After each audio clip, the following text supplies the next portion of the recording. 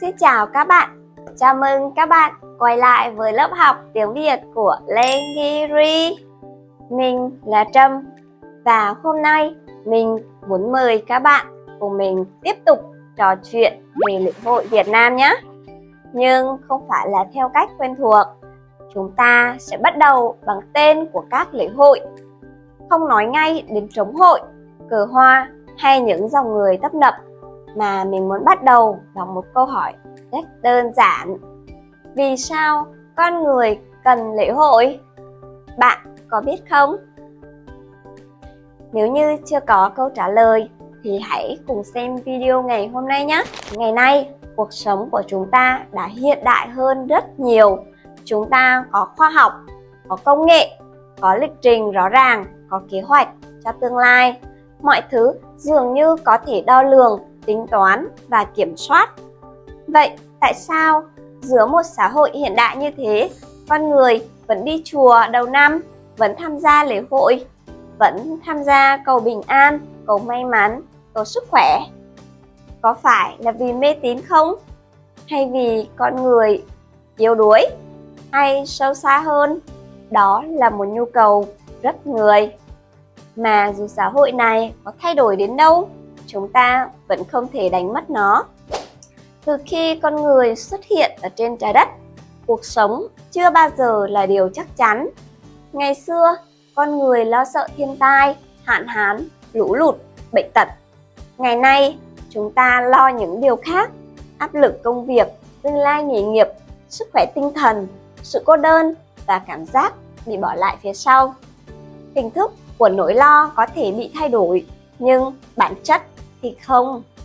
Con người luôn phải sống trong sự bất định. Chúng ta không biết điều gì sẽ xảy ra vào ngày mai, không biết ai sẽ ở lại, ai sẽ rời đi, không biết mình có đủ mạnh mẽ để vượt qua những biến cố sắp tới hay không. Khoa học giúp con người hiểu thế giới tốt hơn, nhưng khoa học không thể xoa dịu hết nỗi sợ ở trong lòng người. Và chính trong khoảng trống ấy, lễ hội ra đời. Lễ hội không phải để giải thích vì sao mưa rơi hay nắng đến. Lễ hội cũng không phải để đảm bảo rằng mọi điều tốt đẹp chắc chắn sẽ xảy ra. Lễ hội tồn tại để nói với con người một điều rất nhẹ nhàng rằng bạn không đơn độc trong nỗi lo này. Trong đời sống thường ngày, chúng ta được dạy phải mạnh mẽ, phải cố gắng, phải tự lập, phải kiểm soát cảm xúc, phải thành công. Nhưng trong lễ hội, con người được phép làm một điều rất khác, được phép thừa nhận rằng mình không kiểm soát được tất cả. Khi người ta cầu bình an, không phải vì họ lười biếng, mà vì họ hiểu rằng có những điều vượt ngoài khả năng của con người: sức khỏe của cha mẹ, sự an toàn của con cái, những biến cố bất ngờ ở trong cuộc đời. Lễ hội tạo ra một không gian nơi con người không bị đánh giá vì sự yếu đuối của mình. Bạn có thể cầu xin, bạn có thể hy vọng, bạn có thể tin vào điều gì đó lớn hơn bản thân. Và điều đó về mặt tâm lý là một sự giải tỏa rất lớn, bởi con người không thể lúc nào cũng gồng mình lên để sống. Ai cũng cần một nơi để buông xuống, dù chỉ một khoảnh khắc. Lễ hội chính là khoảnh khắc ấy. Khi nói đến lễ hội, đặc biệt là những lễ hội mang yếu tố tâm linh, chúng ta thường nghe thấy những câu hỏi như: có thật sự linh nghiệm không? Cầu như vậy có ích gì? Tin như thế có phải là mê tín không? Những câu hỏi ấy không sai, nhưng nếu chỉ dừng lại ở đó, chúng ta sẽ bỏ lỡ điều quan trọng nhất của lễ hội. Bởi lễ hội không tồn tại để chứng minh là đúng hay sai. Lễ hội tồn tại để đáp ứng một nhu cầu rất sâu của con người, đó là nhu cầu được tin. Trong cuộc sống, có rất nhiều điều nằm ngoài khả năng kiểm soát của chúng ta. Bạn có thể cố gắng làm việc, nhưng không chắc chắn thành công. Bạn có thể yêu thương gia đình hết lòng, nhưng không thể đảm bảo họ luôn khỏe mạnh. Bạn có thể sống tử tế, nhưng vẫn có thể gặp những bất công. Chính vì vậy, con người cần một nơi để gửi gắm những điều mà mình không thể tự gánh vác một mình. Ngày nay, chúng ta nói rất nhiều về sức khỏe tinh thần, chúng ta học cách thiền, tìm đến trị liệu tâm lý, đọc sách chữa lành. Nhưng từ rất lâu trước đó, lễ hội đã âm thầm đảm nhận vai trò này trong đời sống của người Việt. Lễ hội tạo ra những khoảng dừng tập thể trong một xã hội mà con người thường bị cuốn vào công việc, vào cơm áo, vào trách nhiệm.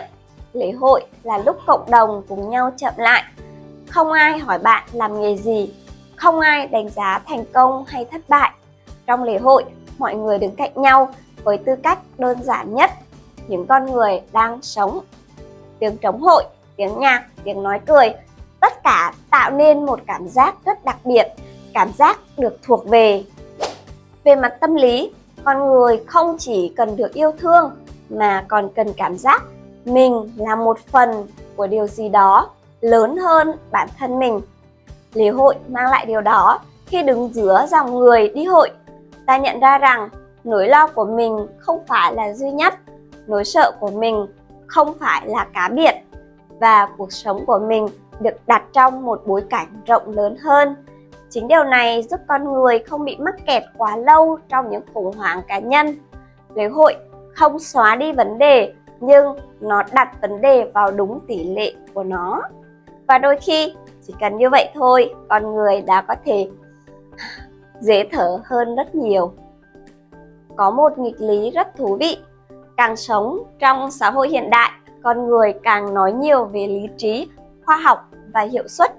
Nhưng cũng chính trong xã hội ấy, lễ hội không hề biến mất. Ngược lại, nhiều lễ hội còn đông hơn, nhộn nhịp hơn và thu hút rất nhiều người trẻ. Điều này cho thấy một sự thật quan trọng. Lễ hội đang bù đắp cho những thiếu hụt của đời sống hiện đại. Cuộc sống ngày càng cho con người rất nhiều lựa chọn, nhưng cũng khiến họ mệt mỏi vì phải liên tục quyết định. Cho con người nhiều kết nối nhưng lại thiếu sự gắn bó thật sự. Cho con người nhiều thông tin nhưng lại ít không gian để lắng nghe chính mình. Trong bối cảnh ấy, lễ hội trở thành một nơi trú ẩn về tinh thần. Không cần phải giỏi, không cần phải nổi bật, không cần phải chứng minh điều gì, chỉ cần hiện diện, và đó là điều mà rất nhiều người trẻ đang thiếu. Vì vậy, lễ hội không phải là tàn dư của quá khứ. Lễ hội là một phản ứng tự nhiên của con người trước nhịp sống quá nhanh của hiện tại. Nó nhắc chúng ta rằng con người không được sinh ra chỉ để chạy. Con người cũng cần dừng lại để không đánh mất chính mình.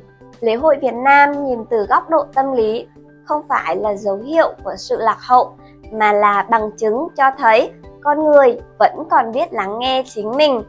Trong một thế giới đầy tiếng ồn, lễ hội cho con người một khoảnh khắc được lắng xuống. Trong một xã hội luôn yêu cầu ta phải mạnh mẽ, lễ hội cho phép ta được yếu đuối. Và có lẽ đó chính là lý do sâu xa nhất khiến cho lễ hội vẫn ở lại với người Việt Nam từ quá khứ đến hiện tại và cả trong tương lai nữa. Cảm ơn các bạn đã lắng nghe video ngày hôm nay. Nếu như bạn thích chủ đề này, đừng quên ấn like, comment và chia sẻ video này cho nhiều người biết hơn nhé. Hẹn gặp lại các bạn trong những video tiếp theo của Lengiri. Chúc các bạn luôn tìm được cho mình một điểm tựa tinh thần vững chắc, dù bạn đang ở bất cứ đâu. Tạm biệt!